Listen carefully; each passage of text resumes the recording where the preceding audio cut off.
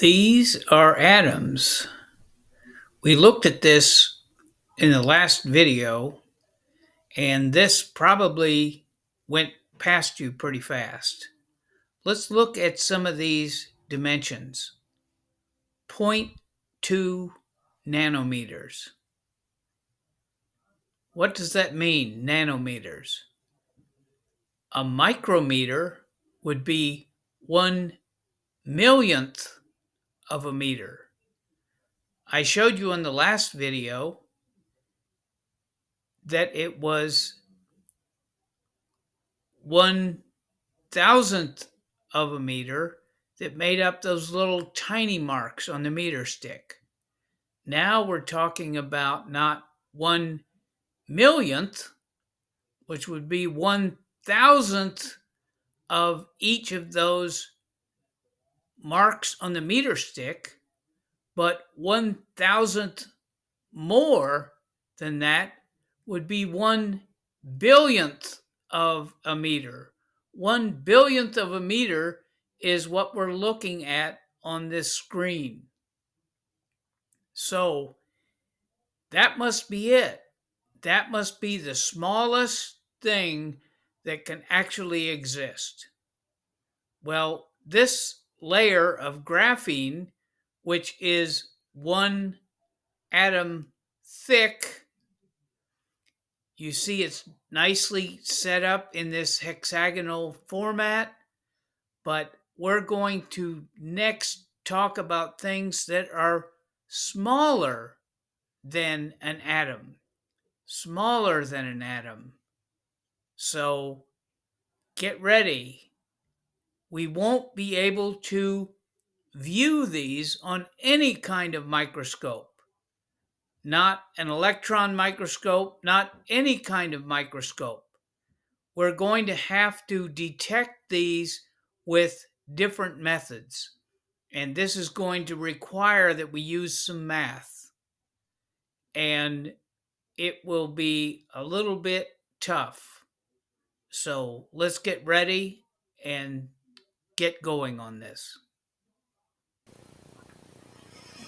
All right, I think we have looked at our atoms, and now I said I wanted to look at something smaller. Well, what did we use to look at those smallest things, at least in that last photo? That was an electron microscope. Now, that electron idea was not universal for quite a while. Wasn't sure what this electricity thing was and whether it really was part of matter or what was going on there. So, what we need to think about is what is electricity and what is light and how are they related to one another? The electricity is invisible. Let's think of that. Is it invisible? Oh no, it makes sparks and we see lightning and so on. Well, that's not electricity, that's the effects that come from electricity. And what about the light rays? What's one big difference between those two? One is the electrons or the electron waves or whatever it is can be moved in a magnetic field. So we know what a magnet is. You can either have it with a single bar magnet, or they can be electromagnets where you've got current going through some coils of wire. Anyway, that can be deflected. This is the way the old TVs used to be set up, with a cathode ray tube. They'd have a big screen, and then it would be this long neck down in here, and it would, all the air or most of the air would be taken out of that tube.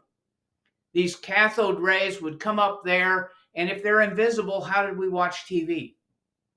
Well, the thing is, those cathode rays can cause something to luminesce. So they would hit a particular phosphor and then you could see what's on the screen.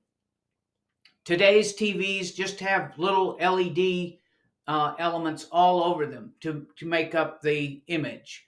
But the cathode ray used to be these invisible electric rays that hit the screen. So, what are we going to do to come up with the ideas of how we can see the electron, or how we can draw a picture of the electron, or how we can get some of its properties? Well, there's one unusual thing that happens. Actually, it's not that unusual, but if you crash electrons into a target, same way as in the electron microscope, you create X-rays. And X-rays are a form of radiation that's in the same category that visible light is. The X-rays are very small wavelength, and the X-ray machines, if they're focused properly, can actually look at very small things, down close to an atom size. So there's a relationship between the wavelength of a high velocity electron and the wavelength of a X-ray. If we look at the wavelengths, they're in the same range.